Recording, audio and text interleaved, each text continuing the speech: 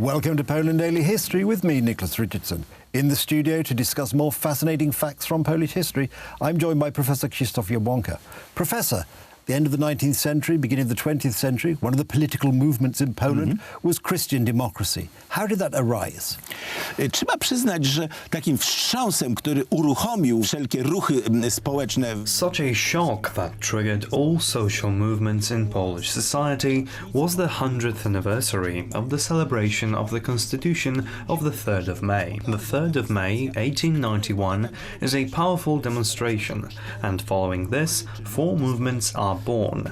The first of them, the workers' movement, was to generate a socialist party in 1892. Partię socjalistyczną. Najpierw powstanie na emigracji, przeniesie się do Warszawy i Wilna. It first rose in exile and moved to Warsaw and Vilnius. In 1893, a national movement was created, sort of a national league, which will break away from the Polish League and formulate a separate national democratic party called Endecja in Polish. It is only when the Pope issues a pro-social encyclical, thus the workers' movement, that Christian democracy form in 1894. Initially, this purely religious movement would transform into a social movement, or Catholic social teaching. Finally, in 1895 in Rzeszów, the Polish peasants would form and merge into a peasant movement. And these four movements would become the pillars of future independence. The Christian democratic movement is essentially identical to the New Democratic movement, with one exception. The national movement is closed, particular to the borders of Poles and Poland. The Christian movement is open to other similar Christian movements. It is simply universal, enriched with Catholic universalism. As such, it is compatible with the Christian democracy of Germany, Russia, Austria, Italy, and other countries. Of course, national movements were mutually exclusive, as they were ruled by so-called national egoism. Both of these movements merged quite strongly and generated three great representatives. Firstly, Ignacy Jan Paderewski. A great pianist, showman of his times, today we would compare him to the likes of the Rolling Stones. He moved a huge amount of audience on all 5 continents. He was one of the first musicians that visited Australia, America, and South Africa. He was applauded everywhere, and as a Polish Prime Minister, he played a gigantic role when signing the Versailles Treaty. There, next to Roman Dmowski, he signed his signature, a Christian Democrat with a National Democrat.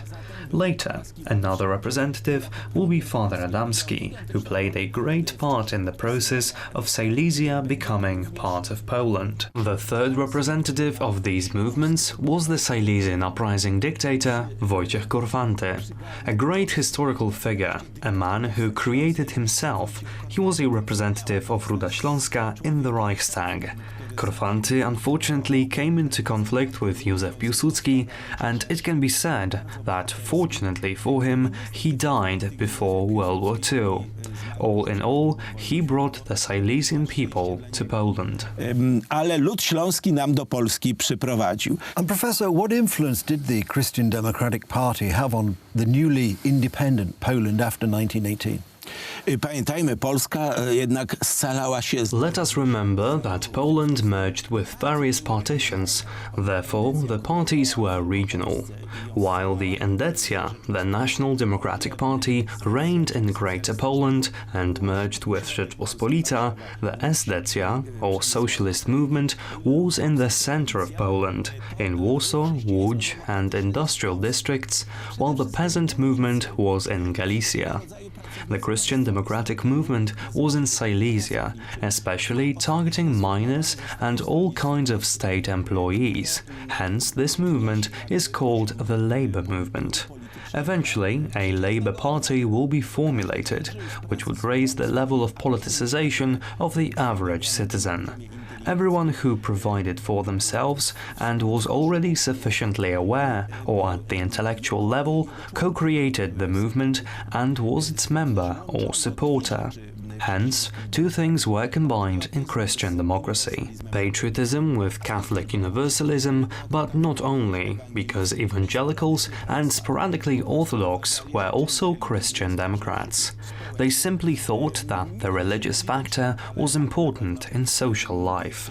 Not necessarily political, but certainly part of Polish patriotism.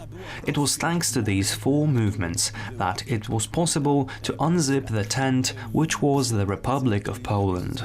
The supporters of Chief Piłsudski believed that he was the middle vertical mast that raised the entire tent over our lands and protected them. All other groups were extreme and monarchists. Communists simply did not enter this trend, and these four main currents were democratic in name and in principle. Hence, until the end of the Second Polish Republic, one can speak of better or worse functioning of democratic principles in society. These were, once more, the socialist or social democratic movement, the national democratic movement, the Christian democratic movement, and the People's Democratic Movement. They were the main inspirations of political life. This was also prevalent during the occupation, where an underground parliament was created, including the representatives of these four groups. Unfortunately, that's all we've got time for on this episode, so it remains for me to say thank you, Professor. Thank you. And thank you for watching, and do join us again on Poland Daily History.